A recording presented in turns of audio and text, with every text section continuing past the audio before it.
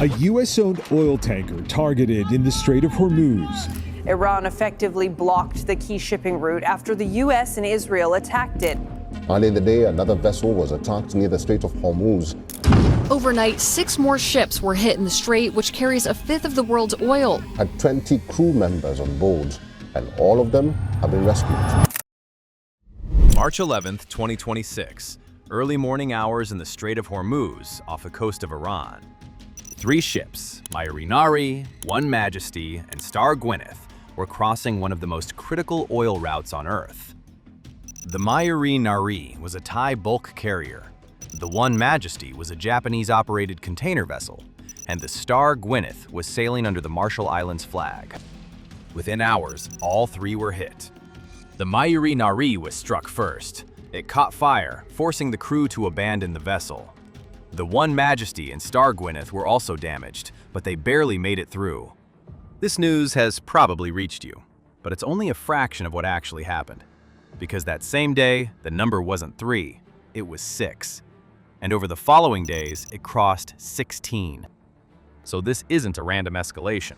And it's not about who is attacking, it's about how these ships are being chosen. And more importantly, what makes one ship safe while another gets hit? What exactly is Iran up to? What happened that morning was not a single strike. It unfolded in a sequence. The Nari was hit first as it exited the strait. 2 projectiles struck above the waterline, damaging the engine section and triggering a fire that forced most of the crew to abandon ship. The strike left 3 members missing. Soon after, the One Majesty reported impact mid-transit. The attack caused structural damage, but didn't stop the vessel. Then the Star Gwyneth hit above the waterline, sustaining hull damage while remaining afloat. But these strikes were only a part of the activity. On the same day, 2 fuel tankers, Safe Sea of Vishnu, a Liberia-flagged tanker, and Zephyros, likely a Panama-flagged one, were attacked near Iraqi waters. But this time, it was a different method. Explosive-laden unmanned boats closed in and detonated on contact, causing a major fire and at least 1 fatality. That brings the count to 5 confirmed vessels. And there was at least 1 more strike reported in the same cycle, though the ship was not clearly identified in public disclosures. Now zoom out. Because this didn't begin on March 11th, ships had already been hit in the days before. The Panama-flagged Skylight tanker was struck earlier near Oman. The Stena Imperative, linked to a UK-based operator, was hit at port in Bahrain. The Musafa II, a UAE-linked support vessel, was later destroyed. The Sonangol Namibe, tied to Angola's state oil network, was attacked near Kuwait. Others, including Libra Trader, a Liberia-flagged tanker, the Pelagia, sailing under a Panama registry, and the Safine Prestige, a UAE-linked vessel, were damaged in separate incidents across the region. Some were hit while moving, some while anchored, some even while assisting other ships. By the time March 11th happened, at least 16 vessels had already been targeted. And the attacks weren't concentrated in one place. They were spread across routes, ports, and approach lines. For attacks like this, you need live positions. So where were those coming from? Well, they were coming from the ships themselves. Every commercial vessel uses a system called AIS, which continuously broadcasts its location, speed, and direction in real time. That means every ship moving through the strait was visible while in transit. After the first wave of attacks, crews understood what that visibility meant, and they began switching it off while still inside the route. Ships that had been visible moments earlier stopped transmitting and disappeared from tracking screens, even as they continued moving through the corridor.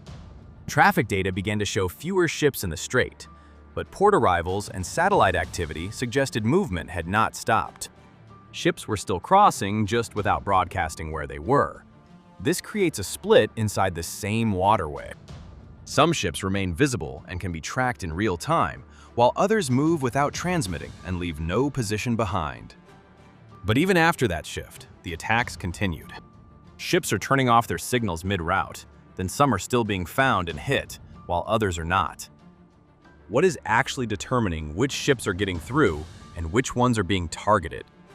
Even after ships started going dark, movement through the strait didn't stop. But what kept moving was not the same system. A part of the oil trade operates outside the usual framework.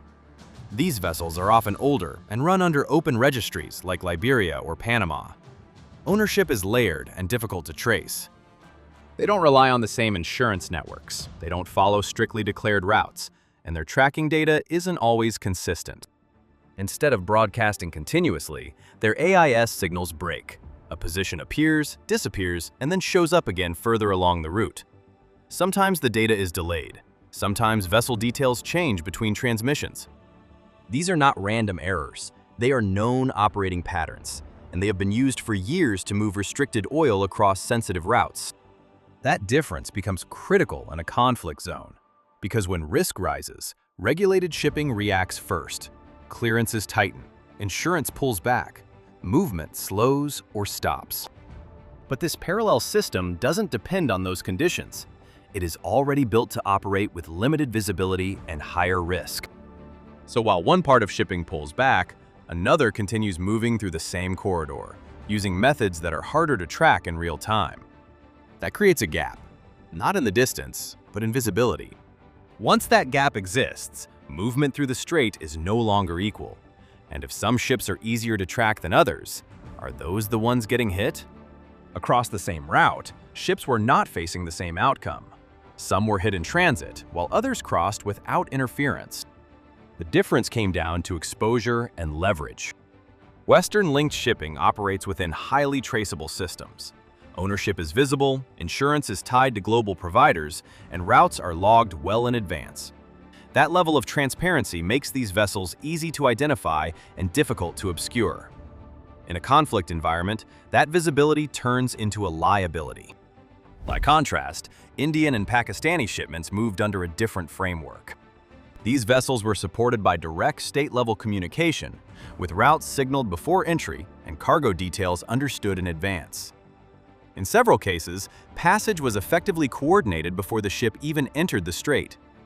That reduced uncertainty for all sides involved. China operates with even deeper integration in the region. Its energy supply lines are strategically critical, and it maintains active diplomatic and commercial channels across the Gulf. Vessels linked to those flows can signal identity early and avoid being treated as hostile. This is not random filtering, it is calculated risk management. Ships that are clearly identified, politically neutral, and coordinated in advance are allowed through. Ships tied to adversarial networks, with transparent ownership and predictable movement, are far easier to isolate and target. This explains the pattern. Visibility alone did not determine survival, and going dark did not guarantee safety. What mattered was whether a ship reduced uncertainty or introduced it. In that environment, the safest ships were not the ones hiding, but the ones that were already understood. Even after the pattern became clear, the response did not match the risk. The United States pushed for a coordinated naval effort to secure the strait and protect commercial shipping. But that coalition never fully formed. Japan and Australia held back. Both depend heavily on Middle Eastern energy flows, but deploying naval forces into an active conflict risked confrontation with Iran. Without a clear mandate or defined rules of engagement, the cost of involvement outweighed the benefit. European countries faced a similar dilemma. The United Kingdom considered limited support, including mine-clearing assets, but stopped short of leading a full escort mission. Others chose caution, avoiding deployments that could escalate into a wider naval conflict. India took a different approach. It did not join a multinational force, but it remained engaged diplomatically and focused on securing passage for its own energy shipments. Its priority was continuity of supply, not participation in a broader military operation. China followed a similar path, but on a larger scale. Its energy dependence on the region is significant, and it maintains active economic and political ties across the Gulf. Rather than deploying into a contested escort structure, it relied on existing relationships and direct communication to keep its supply lines moving. Across the board, the reasoning aligned. No unified command, no clear rules, no guarantee that a defensive presence would remain limited. Any escort mission carried the risk of becoming a direct conflict. So instead of a coordinated response, the system fragmented. Some countries focused only on their own shipments. Some relied on diplomacy. Others stepped back entirely. This left the strait without a shared security structure. And in that vacuum, the burden shifted back to individual ships. Each vessel entered the strait on its own terms, with its own risks. The world depends on this route, but no country wants to secure it on terms it doesn't control. Meanwhile, this disruption is already driving oil prices higher and tightening global supply chains. What do you think? Where does this go next? Does this escalation stop here, or does it pull more players into the conflict? Will global powers ever step in and secure the strait? Does this end with intervention? Or does the United States de-escalate and reopen the strait through negotiation, on terms it wouldn't normally agree to? Drop your thoughts in the comments, subscribe, and stay tuned. We'll keep a close watch on how this plays out.